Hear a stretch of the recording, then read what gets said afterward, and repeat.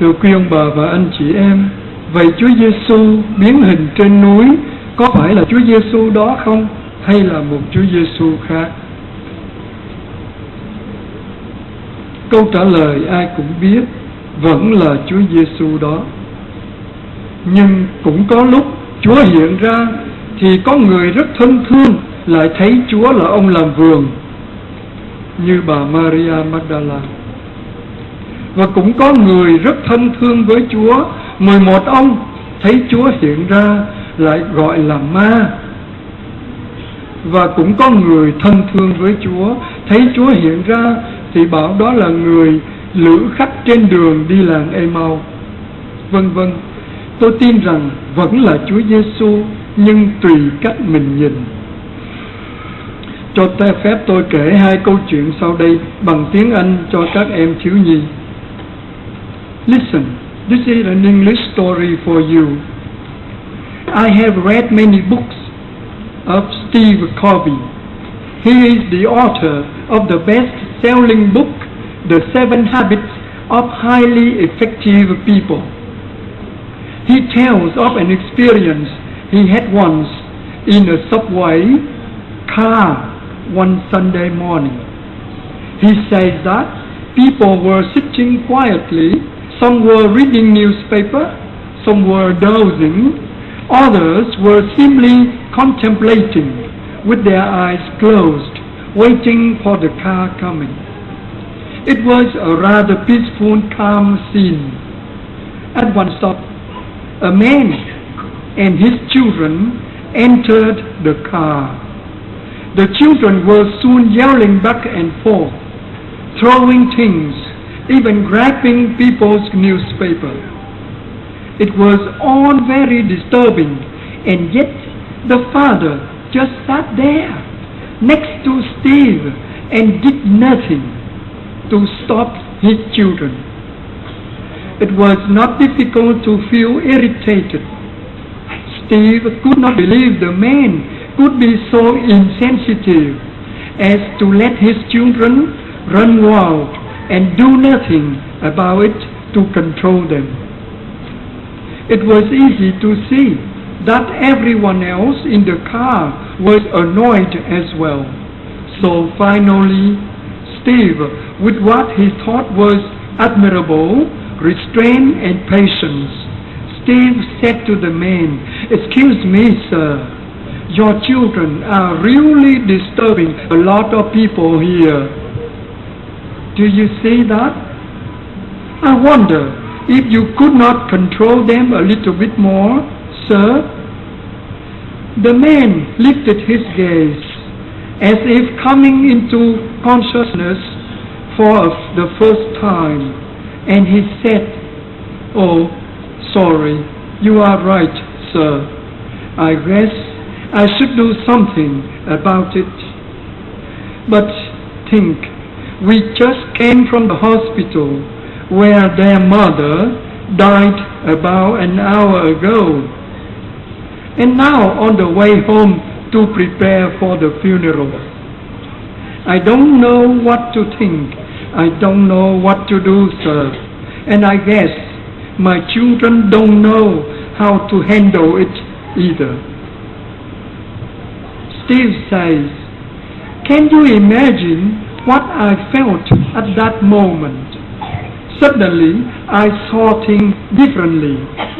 Because I saw differently, I felt differently, and I behaved differently as well.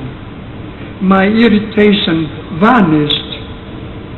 I did not have to worry about controlling my attitude or my behavior. My heart was filled with this man's painful feeling. Feelings of compassion and sympathy flowed freely. I asked him, 'Your wife just died?' 'Yes.' 'Oh, I'm so sorry. I'm so sorry, deeply sorry, sir.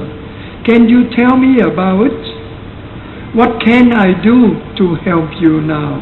And the conversation continued. Nothing changed in the car that Sunday morning. All was the same people, the same irritation, the same children. But what did change was a way of seeing it all, and with the seeing, a change of behavior. It was the Steve moments of transfiguration, a moment of revelation that sustained him in a difficult situation. Have you ever been in such a situation? Cho cha kể cho ông bà một câu chuyện tiếng Việt vậy. Có một bà ngồi đợi ở phía trường để bay từ đây về Sydney chẳng hạn. Câu chuyện đó được đăng trên Internet. Thì bà nghĩ thế nó cũng buồn, bà lấy cái bịch snack của bà ra để ăn. Bà xò tay vào thì cũng đụng cái tay của ai. Bà mới ngạc nhiên nhìn lại, thằng cha kế bên vô duyên đang xò tay vào trong cái bịch snack của bà, lấy ra ăn còn nhìn bà cười nữa. Nhưng bà thấy nó là thanh niên, bà cũng ớn. Thứ này là chắc nó vô giáo dục như vậy mà mình gây với nó vô ích, cho nên cũng cười gượng lại. Rồi cả hai cùng ăn, bà cố ăn cho nhanh cho tôi nó ăn hết.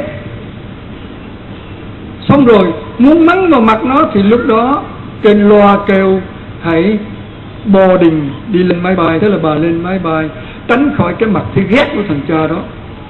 Lên đến máy bay rồi dọn hành lý để ngồi xuống thì bà mới thấy cái bịch snack của bà còn nguyên trong giỏ. Vậy là hồi nãy bà sò tay vào cái bịch của người ta, bà ăn chung, mà bà còn nhìn người ta bằng cặp mắt căm hờn. Lúc đó máy bay bắt đầu lăn bánh. Bà không thể nào xuống để gặp người thanh niên đó, để có một cái nhìn khác về anh ta.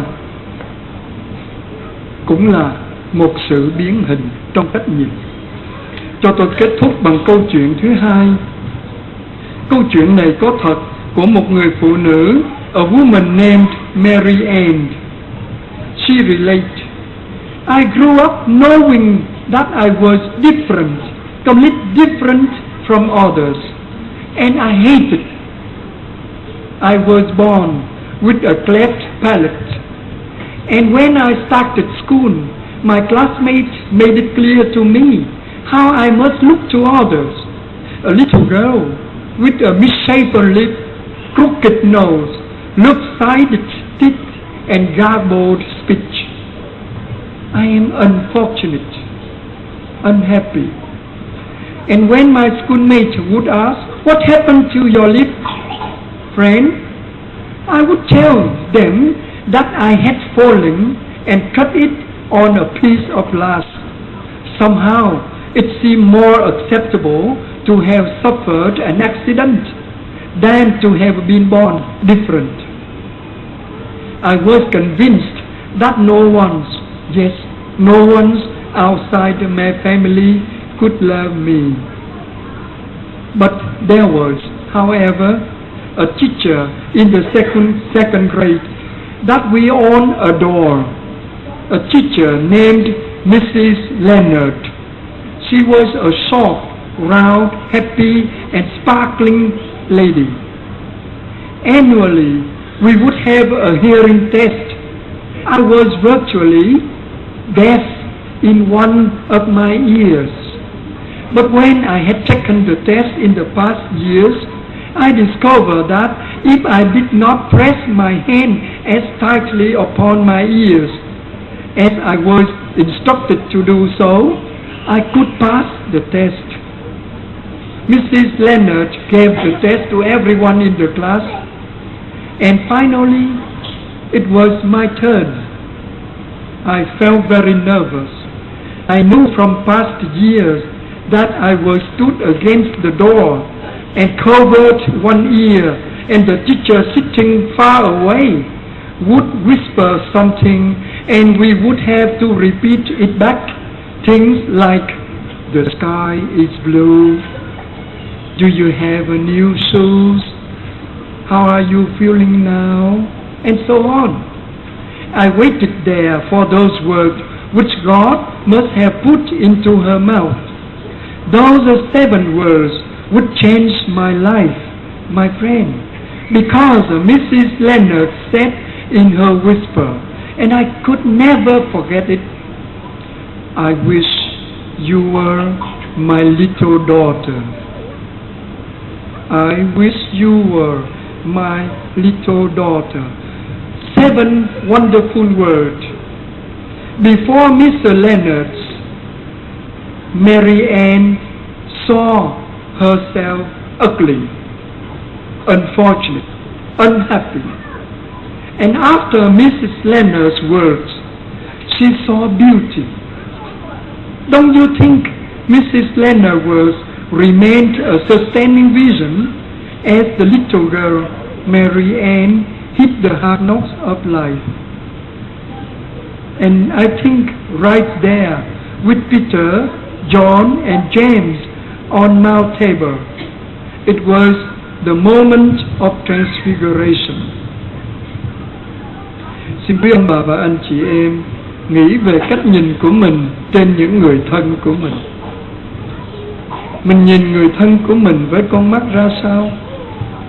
Người đó là cái R1 mà mình đang muốn thanh toán, một quan gia nghiệp chướng, một thánh giá mà mình phải mang, một quả tạ mà Chúa gửi, hay là một cái khối tình yêu mà mình đang nâng niu trìu mến. Tùy cách mình nhìn mà người đó sẽ biến hình. Tùy cách mình nhìn mà Thiên Chúa cũng sẽ biến hình. Một Thiên Chúa tha thứ yêu thương, hay là một Thiên Chúa rình mò để phạt chúng ta. Tùy quý ông bà nhìn. Trong tuần thứ 2 của mùa chay này, xin hãy nhìn mọi sự khác đi, bắt đầu từ trong gia đình mình trước.